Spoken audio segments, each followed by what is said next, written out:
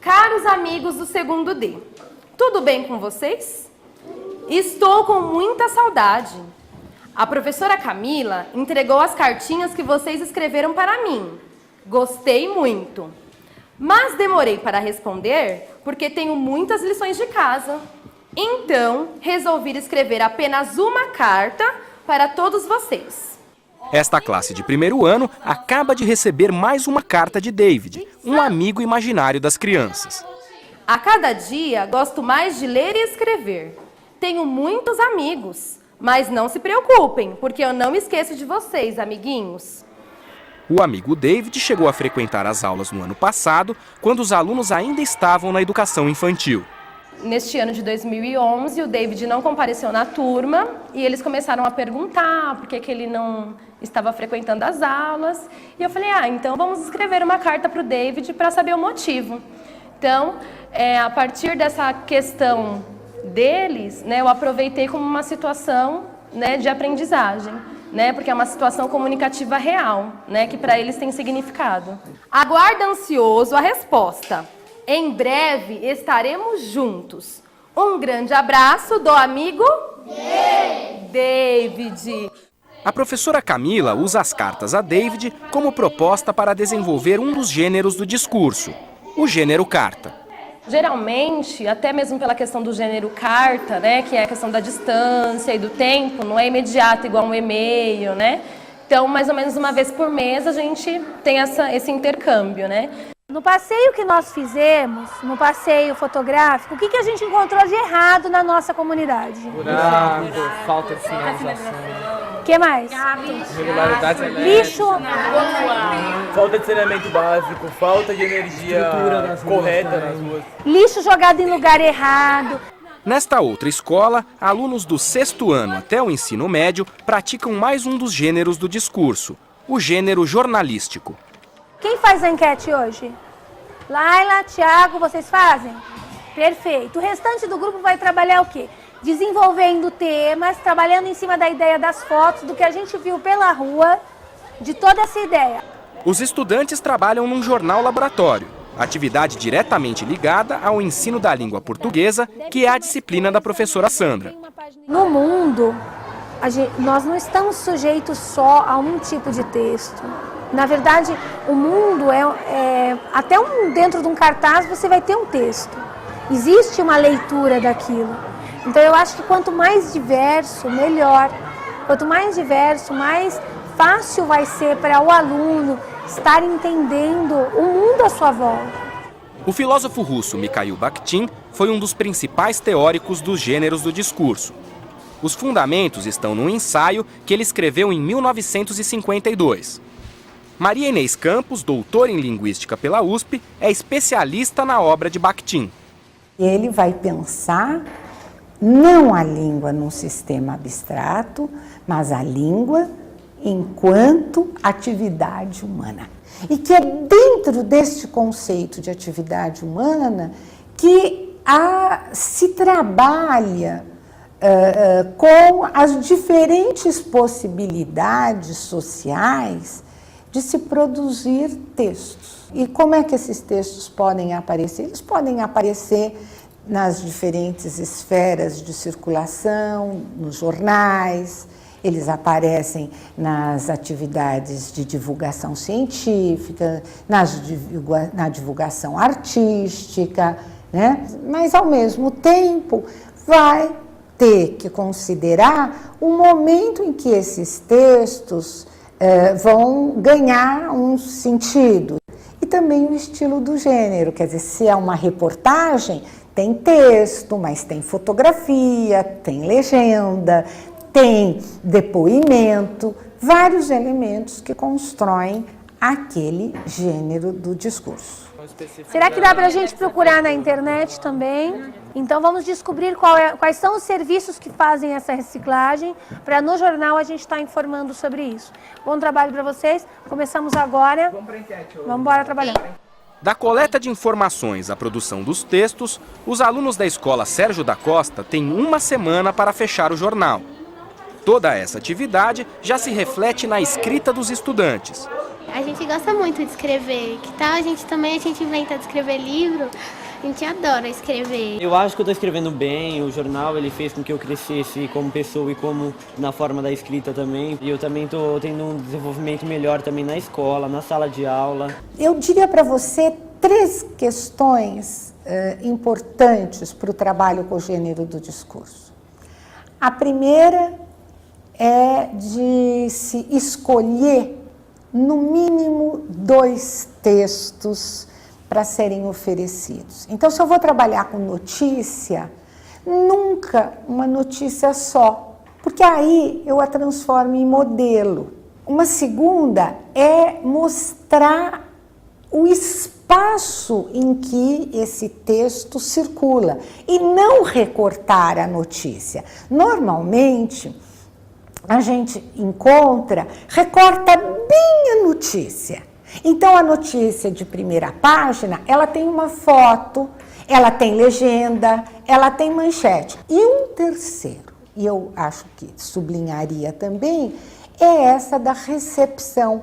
É que o aluno possa ver o todo do texto e não só o seu elemento parcial. Ele falou que tá com saudade da gente, e aí? A gente tá com saudade de você! As cartas de David não ficam sem resposta. As crianças ajudam com sugestões. Depois da data, a gente tem que colocar o nome de quem? Pra quem a gente vai mandar a carta? Olá, David! Isso, a gente pode colocar olá, David, o que mais? David! Oi, David, o que mais? Tudo bem, David? Tudo bem, David? Depois da produção coletiva, os alunos escrevem uma carta pessoal para o amigo. A professora responde a cada uma delas.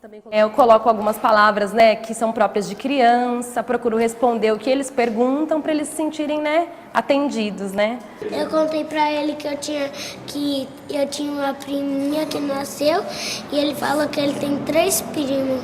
Então aqui é a carta do Ademilson.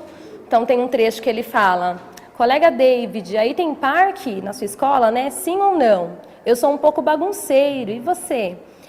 Daí aqui é a resposta do David. Então o David também respondeu essa parte, né? Eu também de vez em quando faço bagunça, mas depois de terminar a lição. O Christian conta, né, que nasceu uma priminha, então tem alguém que chegou na família, alguém especial. E o David aqui também responde: que bom que você ganhou uma priminha. Eu também tenho 4 primos e brinco muito com eles. Então, cada vez que eles fazem uma nova produção, se nós compararmos, né, a primeira com a segunda produção, a gente já percebe que eles têm mais assuntos, né, se sentem mais à vontade para escrever. O semestre está acabando e eu vou precisar... Nessa classe, agora numa escola particular, uma outra forma de aplicar os gêneros do discurso. As crianças aprendem a escrever legendas para fotos de momentos que elas mesmas viveram. O que estava acontecendo nesse dia, pessoal? Nós estávamos lançando o DVD dos nossos peixes, que a gente estava estudando ele. Nós fotografamos as crianças nas mais diversas atividades que acontecem aqui na escola. Então, nós praticamente vivemos com a máquina pendurada no pescoço, fotografando tudo o que acontece. E nós selecionamos as melhores fotos das atividades mais significativas da semana. E ao final a gente produz alguns textos para explicar um pouquinho como elas aconteceram. Então, ó, nós estávamos assistindo e mostrando para nossos pais o CD que nós fizemos dos peixes. No primeiro semestre. No primeiro semestre. Então, o que eu vou pedir para vocês agora? Eu vou entregar para cada dupla uma foto que foi tirada ao longo da semana e vocês vão fazer a mesma coisa que nós fizemos aqui, só que dentro, junto com o seu parceiro, tá bom? Vamos sentar? A gente agrupa as crianças em duplas, né? Então, nessas duplas, não sei se vocês separaram, que uma criança só ficou responsável pela escrita e uma criança ficou responsável por ditar o que seria escrito, né? Então, isso mostra que aquela criança que estava ao lado, ela não estava necessariamente grafando, mas ela estava cuidando da organização das ideias, tentando cuidar para usar palavras que não sejam repetidas, enfim, é uma organização de um texto. Vocês vão escrever do dia que nós fomos lá na sala dos espelhos para olhar o nosso corpo, e aí vocês registraram as coisas que ficaram diferentes, lembra?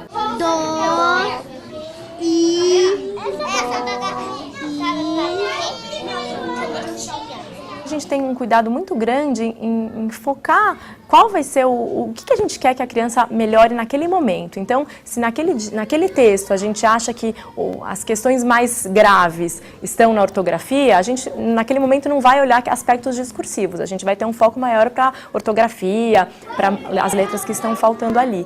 Mas se é um texto que está legível, né, o adulto consegue compreender, mas que tem questões discursivas importantes ali para serem discutidas, a gente vai deixar de lado um pouquinho essas questões ortográficas para trabalhar o discursivo, que no fundo é o mais importante. A gente estava mandando um e-mail para Fernanda, por quê? Porque a água do aquário estava verde. Viu como vocês resolveram?